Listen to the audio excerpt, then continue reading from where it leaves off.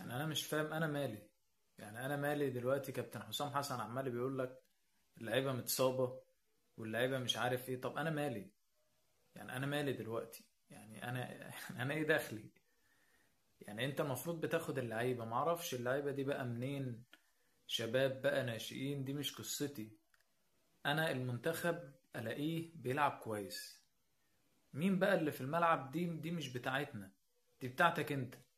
يعني انت اي حد تجيبه يلعب مفروض يأدي، ايا كان بقى، من الزمالك، من الاهلي، من الاسماعيلي، دي مش قصتنا.